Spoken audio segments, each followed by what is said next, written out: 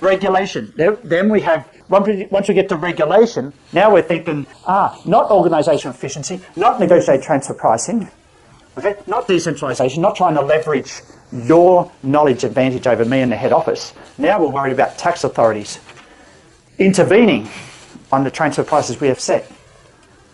And as you heard from Carol, when they intervene, they slow you down. It's not the tax penalties that you get. It's the weeks and weeks that they spend in your company asking you for this document. Have you got this document? Can you justify this? Can you justify that? That's expensive. The administration nightmare of a tax audit is worse than the penalty you pay. Because it just slows down operations. Even if you outsource it to a Big Four, you take care of it. Big Four still going to ask you for all the information. And that takes time. You've got to dig it all up. All right?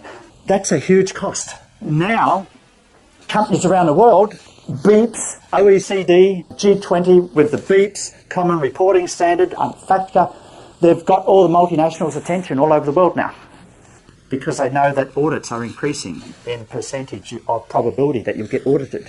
You don't want to get audited. You want to avoid it at all costs now. 10 years ago, just a minute percentage, so it's not a risk. Now it's a huge risk. That's the difference. Our guests have given us a simple example, more of a strategy example, but not the actual numbers. So what do the numbers look like? What are we trying to do with transfer pricing? We have Padre, that is a US holding company. It has 2 subsidiaries. Now, Hijo is in Chile, underline that, Chile, and Hijar is in the US. The tax rate in Chile is 17%, 35% in US. So Hijar transfers 100 units of COSA to Hijar and negotiated transfer price. Underline that, negotiated transfer price. Negotiated. Negotiated. When it's negotiated, it means it's not dictated. In other words, head office didn't say, this is your transfer price. Okay, negotiate. So what happens? What does that look like in accounting? Well, it looks like now, underline, Hijo is selling to Hijar, is that right? Okay, Hijo, underline, $1,000 in sales, that becomes cost of goods for Hijar. You see, 1,000, arrow, 1,000. Notice that? Now in the end, right, Hijo's paying 17%, Hijar's paying 35%. Big difference. $85, $175. The total group tax, $260. Wow, does that work? Well, let's try another one. That's under negotiated transfer price. This is when I'm head office. I don't have time to watch all my subsidiaries. Subsidiary A, you negotiate subsidiary B because they're both profit centers. They negotiated. They came up with a certain price, and this is the outcome for the group. Is there a more tax-effective approach that we can take? Yes, there is. We stop negotiated transfer pricing. Now we make it discretionary. Discretionary on the basis of the head office dictating this shall be your transfer price. Can we do that? Head office can do anything they like because head office runs the subsidiaries, right? It just means they have to do more work. They don't get all the benefits of decentralisation. Right, so what happens? Well, now head office says, Hijo, you need to sell to Hijo for a higher price because the more profits you get, you only pay 17%. And now Hijo has to pay more cost, so their profits are less. They pay less at the 35% rate. So notice, the 1,300 goes to 1,300 here. You see that? So now there's more profit here, and the 17%, the after-tax profit is higher here. Less profits here, 35%, 70 less tax here. Total tax is higher or lower? It's lower under discretionary transfer pricing. Lower? What? Negotiated. Perfect optimization for the organisation where head office, I don't want to do all the work. I want decentralised subsidiaries. You know what you're doing. Negotiate. But I have to pay more tax. What am I going to do? What? I now have to dictate transfer prices to all my subsidiaries? Yes, you do. That's the new deal.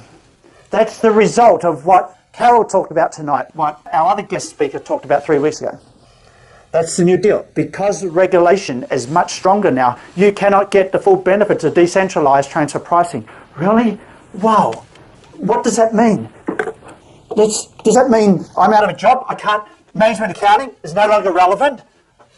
What did the tax survey say? 2013, 2012. The biggest concerns or priorities of multinational taxpayers is What is it? 66%. Tax management. ETR optimization, 11%. Where's management accounting? 14%. Alignment with management operational objectives. You mean management accounting is not as important as it used to be? It used to be 18, 20, now it's only 14%. What this is saying is management accounting is not as important for running the multinational. You cannot get the benefits of transfer pricing as a decentralized negotiated strategy like you once could. You now just have to have discretionary transfer pricing because now you've got to follow BEEPs. You've got to follow the OECD, the G20, these new regulations. Wow. This is sad. 14%. What? In 2 years' time? I'm a bit worried now. This will go down to single figures. They're going to do that survey this year. I don't want to see the result. Oh, wow. Right, 66%. Tax risk management. This is discretionary. This is where negotiated transfer pricing is. It's not important anymore. One less lever for decentralized organizations to use. Wow. This is good for you. Good job opportunities for all of you. So this is what I want to really take that away. What is the benefit for regulation is to the detriment of management accounting. We cannot use transfer pricing to optimize what's going on in the organization as much as we could in the past. I've just shown you the cost minimization example, but there are other objectives that we could try to have. Withholding taxes on dividends can be effectively avoided. Okay, that's B. Minimization of import duties, B. Same can be done to avoid profit repatriation, B. Wow, BBB. What does that mean? What do we mean by BBB? Well, that is more the regulatory environment, tax planning. What? You're going to say there's no management accounting strategy in here? B, this is dealing with the regulatory environment. This is dealing with the regulatory environment. This is dealing with the regulatory environment. 1, 2, 3. You cannot use negotiated transfer pricing. You cannot use the levers that we teach in management accounting. Well, I'm going to teach you in 3 weeks' time. Regulation is driving that. Regulation is driving that. Regulation is driving that.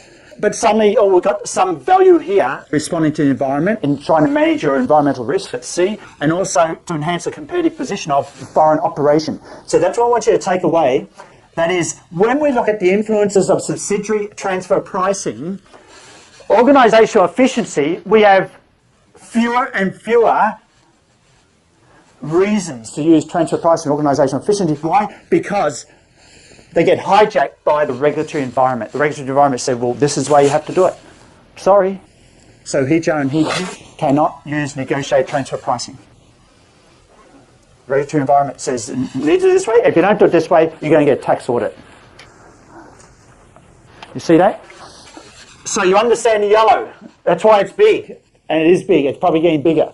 Organisational efficiency, all right? Management accounting. This is the purview of management accounting. This is, in the past, is what drove transfer pricing, but now only 14% of companies see that as a pressing concern to satisfy this objective. It's going to be single figures in this year when they do the survey again, I'm sure, okay? This is getting bigger and bigger, especially with BEEPs. Competitive environment, yes, you can deliberately use transfer pricing to make sure a subsidiary has profits if it's going for an IPO, if it's going for some other type of tender to get a contract. You need to show that it has some profits, right? Otherwise, you won't be able to compete with other tenderers that are showing profits. If you're showing no profit, then, what's your justification that you're going to be sustainable in this tender? Well, let's get some profits in. Transfer pricing, profits in, right? So these are still this is what we mean by a competitive environment driving transfer pricing, okay? You're getting money into a subsidiary. Like with the regulatory environment, here, what we're trying to do is take money out of the subsidiary in a high-tax country, right? Here, we don't care what the tax rate is. We're going to get money into the subsidiary. The purpose is to justify the subsidiary's legitimacy because it's going for an IPO, because it's tendering for some business. You see that? That's another objective. So what I want you to take home tonight is, so far our guests have really talked about this objective. They have not talked about this objective. They have not talked about this objective. In management accounting, in 2 or 3 weeks' time, we're going to spend a little bit more time on here, but I'm going to convince you that this is the most important objective. And you will believe me, of course. But there's another objective, to deliberately put profits into an entity so you can successfully defend a tender that you're going for, or to do an IPO that you won't get if it didn't have profits. So these are all the reasons why we do transfer